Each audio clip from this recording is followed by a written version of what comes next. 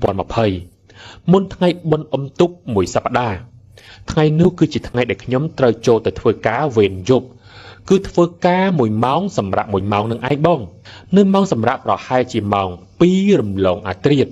ขย่มกับบานโจเตสำราเนื้อบรรทุบสำรับบกหลักโดยเนื้อขนมบรรทุบนัวเปย์ได้ยืนดาวโจเตดอเพลี้ยมเนื้อขังเชงได้มินตู้สำรับได้หวานมวยให้ขังบกตัวเกดัดตกมวยดำเบิดบกหลักดักไก่ตักสำรับnhằm tắc nơi tì nu ri ai nơi khang đám đáy nơi sờ lòng mùi núa nâng bảo ý ai bật bán chầm nuồn bầm mùi bảo ý đòi nơi khang trong cái bằng on nơi bảo ý đại đã sầm rạp ở bậc lật cây nút miến snu khảo ái chầm nuồn pi phong đai sầm rạp ở bậc lật chu khảo ao nơi mau để nhom sầm rạp núa miến bậc lật xanh tiết cây sầm rạp được nhom đài đại miên khi sờ rập chầm nuồn buồn nẹt nơi không nu mình nẹt cây nơi lơ sờ lóng mình nẹt tiệt cây nơi lơ bảo ý tì pí ai nhom vĩnh cây nơi lơ bảo ý tỷ bảy ai mà nè tiếp cứ kế nơi bảo ý bẩn toát cứ tỷ buồn nằng ai nhom kế bàn mùi sập bọ bảo hai chỉ đọc nhật tỷ nhom mình ba tê thạc nhom cầm pong tài vô sắp hứa có chỉ cả bật tai pe núa ao vậy để nhom bàn khơi nhom khơi mà nụ sray mà nè slit chốt so tầm lẹ sọ bằng mục cho nơi trận nằng snow khả áo nơi nằng bẩn tục nụ tai mà đom nhom stup nhẹ lăng cẩn trắc ótแต่งครูนบองเอ้ยให้เนี่ยเดี๋ยวนึกเก่งจะขยมมาสู้ท่าหายกัดไอ้ขยมกับปรับท่ามันไอ้เต้ปลุกขยมกระทาประหายจะขยมโยซาบให้พลินุกขยมก่อประยับสำรูอารมณ์หนึ่งดักครูนเก่งเตวิญปลัวเฟื่อกายุกงงวยเก่งครั้งนะใต้บรรทบปีขยมดักครูนเก่งเตวิญประหายเจียประมาณดอกเนตีขยมไอ้หนึ่งดังครูนประเนอเลยมันตอนเก่งลุแต่งสรงดูเต้เลือกนิจบัตรหนักบองเกดดาวมารกขยมให้เป็ดได้เกดดาวมาจัดดอลนะเนื้อจอกกันไหลได้ขยมกำปงแต่เก่งขยมดังจัดบ้านนาธาขยมเหมือนแมนยูซอฟเต้ขยมลือโซดังหามซีดซอดขยมปรังพญปีเก่งให้ใส่คลังให้หนึ่งยุ่มโยกแต่ขยมหักดูจิขมิ้นสำเร็จซะมวยดองนู้ขยมดักมวยต่ำพังแต่มาดองเติบใส่เจนรมเป็ดนัวบองได้เก่งกระบายขยมนึงนะก็ก่อรถตู้มาเอาขยมให้สู้ท่าหายคัดเอ้ยเป็นนุขยมยออแต่งคล้วนยอแต่งมดในใจมันเจนตายมาดองโอ้ขยมเพลงเป็นเจ็บประบองท่าในข้างบนตบสำระนู้กิบันบัดเพลิงเป็นนุ่มมินแต่ปนลือเพลิงติดเต็กได้จิงมาปีเป็นตบพัดมกได้เนื้อมาข้างตีตายปนนอบรรทบมก็บองเคยขยมดุชแน่ก็กับบางเพลิงน้อมขยมแต่บรรทบพัดมกมาข้างตีขยมยุ่มคลั่งเหม็นเต้นย่อเป็นคลุนให้บกมอดบอกขยมแต่บันตบไตมุนไปโจทเวกานั่งะปรละออกเป็นคลุนตายมาดองจำนวนไอ้ถ่ายกายบอกขยมเว้งก็กับบันรถมาเมิลให้สู้ขยมท่ามีเรื่องไอ้เหม็นขยมบันปรับเรื่องรายต่างอ่อนนู้แต่ปรับปุกอดปันใต้กอดใบสีสายเว้งโดยซาแต่กอดจีจนจิตจันกอดมันเชื่ออับไปย่ำเนื้อหรือกับขมับปริบใส่ไอ้นูเต้กดบางปรับหมกขยมเวงท่าเพราะให้จิขยมนั่งงงเก่งคลังเป๊ะนามวยเก่งในกระไหลได้เรียนงงจังอะตึกบางจิขยมสมัยเคยนุบประเด็นประดานจังเตอร์กดเอาขยมแต่ลุกหมกให้ตบไตมกซาจิทำไมดับใบโจทเวกาเว้นโดยสับมวยดองขยมก่อโยนโปรมหายนุไอ้คือจีลึกตีมวยเด็กขยมกระทาวีคือจีเรื่องราวปัดเด็กขยมบานเคยวิญญาณขมัยปัดบรรทบไปทั้งไงเด็กขยมบานเคยให้ขยมกับบานปรับหลุนไอ้ท่ากลมคลายไอ้ยังเหมือนบานแต่ทเวไอ้เก๋ก็มันมาทเวไอ้ยังได้ขยมบ้านในจีเรื่องราวต่างอ้อนนี่ปรับบองได้ในกันไหลทเวกากรุบเคลียขยมบ้านปรับกอดท่าเบอร์เส้นจีเกเอาขยมเคยมาดองตีรักขยมหนึ่งกบเกมาสบายเชิงแต่มาดองตรองนี่ไอ้เด็กทเวเอาเรียงเอาสำหรับบันทึกได้ตายวิคือจีกาปัดสำหรับขยมเมียนนะบองเอ้ยเกเอาขยมเคยปัดแมนจีเลือกตีปีให้เลือกตีปีเด็กขยมบ้านเคยนั่นคือในจำทั้งไงบนอมตุกตายมาดองเป็นนูฮักขยมได้เล็งบนอมตุกตั้งปีทั้งไงรอฮดดอยยุบโจทเวกาเวงคืออัดบานเกยนูเต้ไงนู่นเนเปเด็กขยมกำปงแต่ทเวกาเปยุกขยมมีอารมณ์ท่าเรียงอัดเซสตรูคลุนซะขยมกดซอมเมนั่งแต่บรรทุบตักแต่ครอนแต่ได้จริงมาปีหมดฟีแต่ดอกันไหลได้ใจเบียนูฮะขยมดูสันหลับบัดโซนชังตายมาดองเป็นนุ่มมินบอกกันลักเซ็งเคยขยมดูสันหลับเกยกอดใส่ให้คณีเอามาจุยลึกขยมแต่ได้ในความบรรทุบสำระเนเลอสันลองบรรทุบมอก็เนี่ยบอกปลายในกันไหลทเวกาขยมกับบันเกาเจ้าเอาขยมตึกขยมมีอารมณ์ท่าเรียงดังคลุมันติดวิญปนใต้เนเหมือนตอนไอกราววิญบานเตหรือก็มันไอในเย่จมวยเนี่ยนะบานเลย ហើយពេលនោះហើយដែលធ្វើឲ្យខ្ញុំឃើញគេម្ដងទៀតនៅចាំបានទេនៅពេលដែលខ្ញុំប្រាប់ថានៅក្នុងបន្ទប់សម្រាប់នោះពេលដែលយើងដើរចូលទៅភ្លាមនៅខាងស្ដាំដៃមានទូសម្រាប់ដាក់អីវ៉ាន់និងមានតុសម្រាប់ដាក់កែវឲ្យបុគ្គលិកញ៉ាំទឹកអញ្ចឹងណានៅទីនោះគេដាក់ឲ្យខ្ញុំនឹងគេងបែរក្បាលទៅម្ខាងទៀតហើយចុងជើងខ្ញុំគឺនៅទូដាក់អីវ៉ាន់នឹងឯងលើកនេះបងអើយគេឈរនៅចុងជើងខ្ញុំនៅក្បែរទូនឹងតែម្ដងខ្ញុំដឹងច្បាស់ណាស់ថានឹងគឺជាគេគឺជាស្រីម្នាក់ដែលខ្ញុំឃើញទឹកមុននឹងពាក់សទម្លាក់សក់ចុះបាំងមុខចិត្តហើយគេឲ្យខ្ញុំលឺសូរសំឡេងគឺខ្ញុំលឺនៅក្នុងត្រចៀកខ្ញុំឡើងលាន់តែម្ដងភ្លាមនោះគេបានដើរមករកខ្ញុំបន្តិចម្ដងខ្ញុំភ័យណាស់ខ្ញុំព្យាយាមខំប្រឹងងើបពីសន្លប់ហើយបានសវ៉ាចាប់ដៃចាប់ជើងយកអីមកគប់គេប៉ិតមែនតែពេលនោះស្បែកជើងនោះបានហោះទៅត្រូវនឹងកែវទឹកដែលគេកំពុងតែទុកចោលនៅលើទូនោះបែកខ្ចាយគ្មានសល់ក្រោយមកមានបងម្នាក់ដែលគាត់បានដឹងព្រោះខ្ញុំធ្លាប់និយាយប្រាប់គាត់ថាកុំឲ្យខ្ញុំឃើញគេម្ដងទៀតបើខ្ញុំឃើញគេខ្ញុំនឹងលើកបែកជើងគប់គេលើកទី1ខ្ញុំភ័យណាស់លើកទី2ខ្ញុំមិនអញ្ចឹងទៀតទេគ្រាន់តែឃើញអាការៈខ្ញុំបែបនោះភ្លាមបងស្រីនោះក៏ដឹងភ្លាមថាខ្ញុំឃើញអី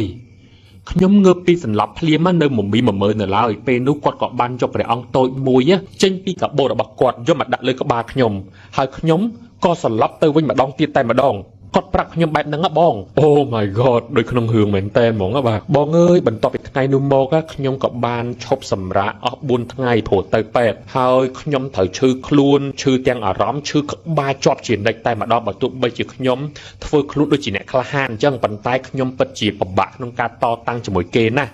ហាក់បីដូចជាគេចូលមកសន្ធិដ្ឋខ្លួនខ្ញុំទៅហើយនេះគឺជាបទពិសោធន៍ពិតដែលមនុស្សម្នាក់ត្រូវបានខ្មោចប៊ីការព្យាយាមចូលមកសន្ធិដ្ឋខ្លួនអញ្ចឹងណាបងអ្នកបបប្រែដែលគាត់កោតខ្ចោលឲ្យខ្ញុំនោះប្រាប់ថាខ្លួនខ្ញុំមិនដឹងជាយ៉ាងម៉េចទេជាប់ពេញខ្លួនតែម្ដងទាំងដែលគាត់មិនទាន់បានកោសផងហើយស្នាមជាប់នោះគឺអស់ពេញមួយអាទិត្យតែម្ដង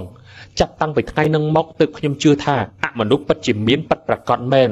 ក្រោយមកទើបខ្ញុំដឹងថាកន្លែងដែលខ្ញុំធ្វើការនៅជាន់ទី2ហ្នឹងណាពីមុនគឺជាបន្ទប់សម្រាប់ឲ្យភ្ញៀវគេងដែលចូលមកលេងកាស៊ីណូ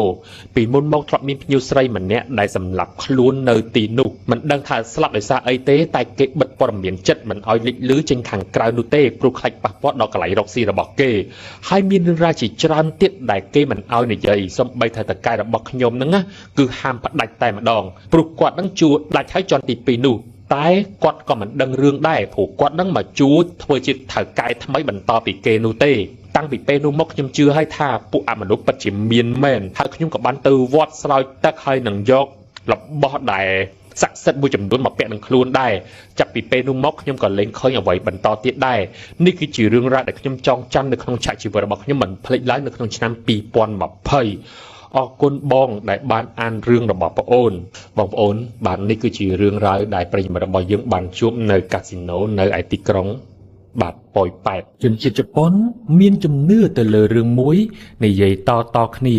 គឺជាជំនឿដែលប្លែកមែនតែម្ដងដោយពួកគេជឿថាមានតែមនុស្សស្លាប់តែប៉ុណ្ណោះដែលធ្វើសកម្មភាពទះដៃបញ្ច្រាសបែបនេះគឺជាការទះដៃដោយប្រើប្រាស់ខ្នងដៃរបស់យើងទះបញ្ចូលគ្នាហើយការទះដៃរបៀបហ្នឹងពួកយើងក៏មិនសូវដែរធ្វើដែរមែនអត់មិនដែរណាគេសុកទៅទះដៃបែបហ្នឹងនោះទេហើយនឹងគឺជារឿងដែលត្រឹមត្រូវទៅហើយព្រោះថាសកម្មភាពបែបហ្នឹងមានតែខ្មោចព្រាយបិសាចតែប៉ុណ្ណោះដែលវាធ្វើមិនត្រឹមតែប៉ុណ្្នឹងទេរួមបញ្ចូលទាំងគ្រប់សកម្មភាពដែលធ្វើអ្វីបញ្ច្រាស់ពីមនុស្សរស់តែម្ដងរឿងរ៉ាវគឺដំណើរតគ្នាដោយដំបូងឡើយគឺមានសង្សារ2នាក់យូរីហើយនិងអ៊ីតាបានសម្រេចចិត្តបើករថយន្តទៅលេងលើភ្នំមួយដោយសារតែផ្លូវនោះគឺជាផ្លូវដែលឡើងទៅលើភ្នំមួយហើយគឺជាផ្លូវដែលគេមានជំនឿថាមានចំណុចមួយនៃកន្លែងដែលខ្សែផ្លូវបត់ហ្នឹងគឺមានជាប់អថ័ន្នតែដោយសារតែការចង់ដឹងចង់ឮខ្លាំងពេកពួកគេមិនខ្លាចនោះទេពួកគេក៏សម្រេចចិត្តទៅលេងកន្លែងនោះរួមគ្នាតែម្ដងនៅតាមផ្លូវចិត្តទៅដល់ផ្លូវបត់សុកពួកគេក៏កាត់ចិត្តខឹងសម្បារដោយមិនមានមូលហេតុពួកគេទាំងពីរនាក់ក៏ឆ្លោះគ្នាតោះសម្ដីធំសម្ដីតូចដាក់គ្នាយូរីនៅតាមផ្លូវទៀមទាចុះពីឡានរហូតបើមិនព្រមឈប់ឡានទេនាងនឹងលោតចុះតែម្ដង ធ្វើឲ្យអ៊ីតាក៏សម្រេចចិត្តឈប់ឡានឲ្យយូរិចុះពីលើឡានដើម្បីរងាប់សតិអារម្មណ៍មួយផ្លែតរួចគេក៏បើកឡានចេញទៅបាត់ទៅដល់ពេលដែលគាត់ជិះទៅដល់កន្លែងមួយអ៊ីតាក៏បានចតឡានចោលហើយក៏ព្យាយាមរងាប់អារម្មណ៍ខ្លួនឯងដែរដោយគេឆ្ងល់ថាហេតុអ្វីសុកពួកគេទៅជាបែបនេះលុះដល់ចិត្តត្រជាក់បន្តិចហើយអ៊ីតាក៏សម្រេចចិត្តបើកឡានទៅយកសង្សារវិញដោយគិតថាទុកយូរិចោលកណ្ដាប់ព្រៃគួរឲ្យខ្លាចបែបនេះអាចនឹងមានរឿងរ៉ាវដែលមិនល្អកើតឡើងចំពោះនាងមិនដឹងជាភ័យខ្លាចកម្រិតណានោះទេសំណាងល្អមែនទែនទៅដល់កន្លែងនោះគឺយូរិនៅឈរកន្លែងដូចដើមអត់បានដើរឬក៏អង្គុយខុសពីកន្លែងនោះទេហើយអ៊ីតាក៏បានលួងយូរិថាយើងត្រូវរើគ្នាវិញទៅយូរិមិនបានឆ្លើយតបអ្វីសូម្បីតែមួយម៉ាត់គ្រាន់តែងក់ក្បាលតែប៉ុណ្ណោះហើយក៏ឡើងមកអង្គុយនៅក្នុងឡានបើទោះបីជានៅតាមផ្លូវអ៊ីតាបបួលយូរិនិយាយពីរឿងនេះរឿងនោះរហូតប៉ុន្តែយូរិមិនបានតបនោះឡើយអ៊ីតាក៏មិនបានគិតអ្វីច្រើនដែរនៅពេលនោះព្រោះគិតថាយូរិប្រហែលជានៅខឹងពីរឿងអំបញ្ញមិញហ្នឹងចាក់ជាពុំខាននៅតាមផ្លូវត្រឡប់មកផ្ទះវិញសុកពួកគេក៏បានឃើញក្មេងស្រីម្នាក់ដែលកំពុងតែឈរនៅតាមមាត់ផ្លូវដោយបញ្ចេញកាយវិការប្លែកដល់ពេលដែលពួកគេបើកឡានកាន់តែជិតមែនទែនអ៊ីតាក៏បានឃើញកាន់តែច្បាស់គាត់ក៏បើកឡានកាន់តែលឿនជាងមុនទៅទៀតមួយស្របក់ក្រោយមកយូរិក៏ចាប់ផ្ដើមនិយាយទៅកាន់អ៊ីតាថាហេតុអ្វីបានជាមិនឈប់ឡានឲ្យក្មេងស្រីម្នាក់នោះឡើងមកផងនាងនៅឈរកន្លែងបែបហ្នឹងស្ងាត់ជ្រងំវាគ្រោះថ្នាក់ណាស់ដឹងទេហេតុអ្វីបានជាមិនអាណិតនាងអ៊ីតាគាត់អត់បានឆ្លើយតបអ្វីទេក្រៅតែពីព្យាយាមជន់ឡានឲ្យកាន់តែលឿនរហូតទៅដល់កន្លែងចតឡានមួយរបៀបដូចជាការ៉ាសាំង PTT របស់យើងអញ្ចឹងណាពេលនោះគាត់ក៏ងាកមុខតបទៅសង្សាររបស់ខ្លួនវិញថាអំបញ្ញមិញអូនឯងអត់ឃើញទេឬក្មេងស្រីដែលឈរនៅមាត់ផ្លូវហ្នឹងណាបានបក់ដៃហៅយើងដោយប្រើប្រាស់ខ្នងដៃតែប៉ុណ្ណោះតាមជំនឿគេជឿថាមានតែមនុស្សស្លាប់តែប៉ុណ្ណោះដែលធ្វើសកម្មភាពបាញ់ច្រាស់ពីមនុស្សរស់ដល់ពេលលើកបែបហ្នឹងយូរិបែរជាបញ្ចេញសម្លេងសើចគួរឲ្យខ្លាចមែនតែនហើយក៏និយាយថាបងឯងពិតជាឆ្លាតមែនតែននាងក៏បែរមុខមកញញឹមដាក់អ៊ីតាជាមួយនឹងកាយវិការទះដៃបែបនេះរហូតមកដល់ពេលនេះគេនៅតែឆ្ងល់ថាតើម្នាក់ស្រីដែលអង្គុយចិត្តអ៊ីតារហូតមកហ្នឹងគឺជាយូរិពិតប្រាកដឬក៏ជានរណាគេផ្សេងអ្នកខ្លះគិតថាយូរិអាចនឹងត្រូវវិញ្ញាណខ្មោចព្រៃសន្ធិដ្ឋឬក៏អាក្រក់ជាងនឹងទៅទៀតនោះយូរិអាចស្លាប់បាត់បង់ជីវិតទៅហើយនារីដែលឡើងមកអង្គុយនៅក្នុងឡានជាមួយនឹងអ៊ីតានោះគឺជាខ្មោចព្រាយនៅក្នុងព្រៃបន្លំខ្លួនតែប៉ុណ្ណោះបើទោះបីជាវាគឺជារឿងរ៉ាវនិយាយតគ្នាពីមាត់មួយទៅមាត់មួយក៏ដោយចុះតែអ្នកដែលជឿតែងតែព្យាយាមរកភស្តុតាងបញ្ជាក់ពីការពិតទាក់ទងទៅនឹងជំនឿរបស់ពួកគេហើយពួកគេពិតជារកបានមែនគឺវាកើតឡើងនៅក្នុងសង្គមមនុស្សពិតតែម្ដងតាំងពីណាពីណីមកគ្រាន់តែថាហេតុការណ៍ចុងក្រោយគេដែលមានភស្តុតាងបញ្ជាក់ច្បាស់នោះគឺមានពីរហេតុការណ៍ទី1នោះគឺបានកើតឡើងនៅក្នុងឆ្នាំ1999រឿងរ៉ាវហ្នឹងគឺបានកើតឡើងទៅក្នុងក្រុមតន្ត្រីជនជាតិជប៉ុនគឺជាក្រុមតន្ត្រីស្ត្រីឈ្មោះថា Country Musume គឺជាក្រុមតន្ត្រីក្មេងស្រីដែលមកពីខាងជនបទហើយមានសមាជិកដំបូងហ្នឹងគឺ3នាក់ដែលក្មេងស្រីទាំង3នាក់ហ្នឹងត្រូវបានគេធ្វើការជំរុះអស់ជាច្រើនលើកជាច្រើនសារនៅក្នុងការប្រកួតប្រជែងដើម្បីបង្កើតជា girl group ដើម្បីចាប់ផ្ដើមចេញបទចម្រៀងនៅដើមឆ្នាំ1999នឹងឯងចុងក្រោយពួកគេក៏បានសម្ដែងមែនអ្នកទាំងអស់គ្នាជាលើកដំបូងនោះគឺនៅថ្ងៃទី16ខែឧសភាឆ្នាំ1999ជាមួយនឹងបទចម្រៀង single ថ្មីស្រឡាងរបស់ពួកគេតែម្ដងឈ្មោះថា The Morning Coffeeថ្ងៃដែលពួកគេឡើងសម្ដែងហ្នឹងក្រុមហ៊ុនរបស់ពួកគេបានថតទុកធ្វើជាវីដេអូខារ៉ាអូខេផងធ្វើជា poster ដើម្បី promotion ផងនៅពេលនោះពួកគេទទួលបានការគាំទ្រច្រើនមែនទែនក្រោយមករឿងរ៉ាវមួយដ៏គួរឲ្យរន្ធត់បានកើតឡើងទៅលើសមាជិកម្នាក់នៅក្នុងចំណោមទាំង3នាក់ហ្នឹងគឺមានឈ្មោះ Hirumi ដោយនាងបានបាត់បង់ជីវិតនៅក្នុងគ្រោះថ្នាក់ចរាចរណ៍មួយនៅក្នុងថ្ងៃទី16ខែកក្កដាឆ្នាំដដែលកុំភ្លេចណាពួកគេបានឡើងសម្ដែងនៅថ្ងៃទី16ខែឧសភា គឺពីខែពេញតែម្ដងក្រោយការសម្ដែងទី1របស់ពួកគេនៅពេលដែលធ្វើបុណ្យសពហេរ៉ូមីនឹងសមាជិក2នាក់ទៀតគិតតែពីយំហើយនិយាយរអ៊ូរទាំរងើពួកគេបាននិយាយថាខ្ញុំប្រាប់ឯងហើយថាកុំឲ្យសន្យាជាមួយនឹងគេហេតុអ្វីបានជាឯងមិនស្ដាប់លួចតែធ្វើតែឯងអញ្ចឹងហេតុអ្វីបានជាឯងលះបង់ម្លេះហេរ៉ូមីពួកខ្ញុំស្អប់ឯងណាស់ក្រោយធ្វើពិធីការនានាចប់ខាងផលិតកម្មក៏សម្រេចចិត្តថាធ្វើម៉េចឲ្យក្រុម Girl Group ដែលពួកគេទើបតែចាប់ផ្ដើមបាន1ខែហ្នឹងបានដើរបន្តទៅមុខគេក៏សម្រេចចិត្តផ្លាស់ប្ដូរពីការច្រៀងជាក្រុម3នាក់ឲ្យមានសមាជិកតែ2នាក់ដែលនៅសេសសល់នឹងតែម្ដងគឺមិនចាំបាច់បន្ថែមសមាជិកថ្មីនោះទេហើយរឿងរ៉ាវប្លែកៗក៏បានកើតឡើងនៅពេលនោះនៅពេលដែលសមាជិកទាំង2នាក់ត្រូវឡើង concert ដើម្បីប្រមូលបទភ្លេងថ្មីរបស់ពួកគេថ្ងៃនោះមានអ្នកគាំទ្រច្រើនមែនទែនទៅផ្ដល់កម្លាំងចិត្តពេលដែលសម្ដែងចប់នឹងទស្សនិកជននៅក្នុងហលទាំងអស់បានងើបឡើងតែដៃព្រមគ្នាដោយការសម្ដែងនឹងគឺត្រូវបានគេចាក់ផ្សាយតាមទូរទស្សន៍ទៀតផងតែអ្នកដែលមើលតាមទូរទស្សន៍នឹងសង្កេតឃើញថាមានមនុស្សស្រីម្នាក់ដែលគាត់អង្គុយនៅក្បែរប្រិយមិត្តជួរខាងក្រោយធ្វើកាយវិការទះដៃបែបបញ្ច្រាស់ដោយយកខ្នងដៃទះទៅវិញព្រឹត្តិការណ៍បែបនេះបានធ្វើឲ្យពួកគេភ័យរន្ធត់យ៉ាងខ្លាំង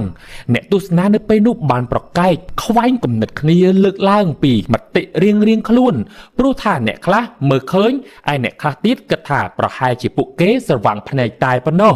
ដោយគំនិតភាគច្រើនគិតថាម្នាក់ស្រីហ្នឹងគឺជាសមាជិកដែលបាត់បង់ជីវិតទៅរួចចូលមកអបអរសាទរក្រុមរបស់ខ្លួនដែលនៅសេសសល់ពីពាក្យសម្បត្តិរបស់ខ្លួននឹងឯងហើយរឿងរ៉ាវបន្តមកទៀតនោះគឺជារឿងរ៉ាវដែលបានកើតឡើងទៅលើតារាល្បីឈ្មោះម្នាក់ទៀតរបស់ជប៉ុនឈ្មោះថាអៃអូសាកានាងបានសរសេរបទចម្រៀងខ្លួនឯងដំបូងដែលមានឈ្មោះថា The Planetarium ក្នុងគោលបំណងផ្ញើទៅដល់សង្សារប្រុសរបស់គាត់ដែលបានបាត់បង់ជីវិតដោយសារតែឧបទ្ទវហេតុរថយន្តកាលពីឆ្នាំកន្លងទៅបទភ្លេងមួយហ្នឹងទទួលបានការគាំទ្រខ្លាំងមែនទែននៅពេលមួយនាងបានឡើងសម្ដែងបទហ្នឹងនៅក្នុងកម្មវិធីដ៏ធំមួយតាមប៉ុស្តិ៍ទូរទស្សន៍ហើយស្រាប់តែគេបានលើប្រយោគមួយនៅក្នុងបទចម្រៀងហ្នឹងថា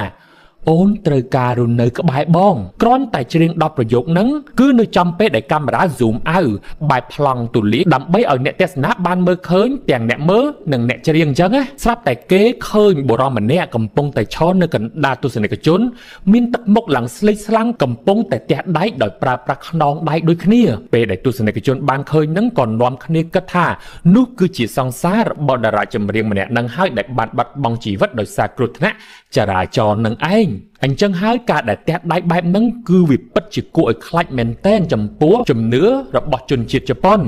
បើទោះបីជាវាមិនមែនជាចំណុចដែលគេហាមឃាត់អ្វីនោះទេប៉ុន្តែបើយើងហ៊ានធ្វើបែបហ្នឹងទៅដាក់នរណាគេម្នាក់ដែលជាជនជាតិជប៉ុននោះវាប្រៀបដូចជាយើងអន់ចរិតអត់គោរពគេឬក៏កំពុងតែដាក់បណ្ដាសាគេអញ្ចឹងជនជាតិជប៉ុនជឿថាបាតដៃគឺជាសញ្ញាដែលបង្ហាញពីភាពបរិសុទ្ធស្រស់ត្រចះត្រចង់និងស័ក្តិសិទ្ធិដូច្នេះហើយទើបជនជាតិជប៉ុននៅពេលដែលគេទៅបន់ស្រន់ដើម្បីសុំសេចក្តីសុខពួកគេតែងតែយកបាតដៃទះបញ្ចូលគ្នាដើម្បីបំពេញបំណងប្រាថ្នារបស់ពួកគេឲ្យខ្លាចជាការពិតឬក៏ធ្វើឲ្យវាស័ក្តិសិទ្ធិនឹងឯងផ្ទុយទៅវិញបើសិនជាប្រើប្រាស់ខ្នងដៃគឺតំណាងឲ្យភាពអពមង្គលភាពងងឹតអញ្ចឹងហើយការដែលប្រើប្រាស់ខ្នងដៃទះបញ្ចូលគ្នាគឺតំណាងឲ្យការដាក់បណ្ដាសាទៅលើនរណាគេម្នាក់ឬក៏ជាការបញ្ជូនសញ្ញាអ្វីមួយយ៉ាងដើម្បីធ្វើទំនាក់ទំនងទៅដល់ពួកព្រលឹងវិញ្ញាណខ្មោចព្រាយបិសាចដែលរស់នៅភពម្ខាងទៀត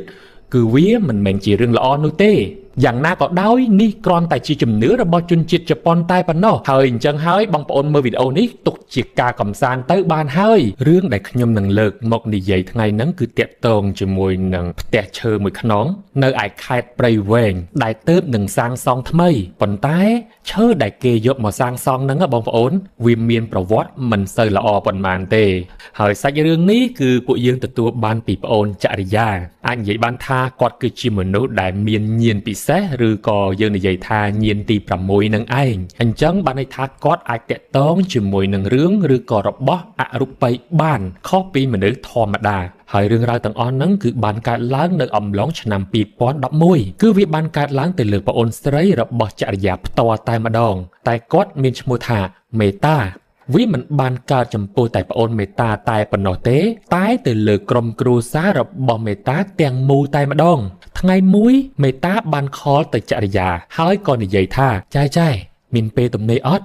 ចង់ឲ្យមកជួយមើលផ្ទះថ្មីរបស់ខ្ញុំបន្តិចតាំងពីមកនៅផ្ទះថ្មីហ្នឹងគឺខ្ញុំឃើញខ្មោចរាល់ថ្ងៃតែម្ដងហើយណាមួយឪពុកខ្ញុំឈឺទៀតចំពោះអាការៈជំងឺរបស់ឪពុកមេតាគាត់មានអាការៈឈឺបែបណាធ្ងន់ធ្ងរកម្រិតណាខ្ញុំនឹងបញ្ជាក់នៅតាមក្រោយចង់ប្រាប់អ្នកទាំងអស់គ្នាថាពួកយើងនឹងមិននឹកស្មានដល់នោះទេពីរឿងរ៉ាវដែលបានកើតឡើងចំពោះគាត់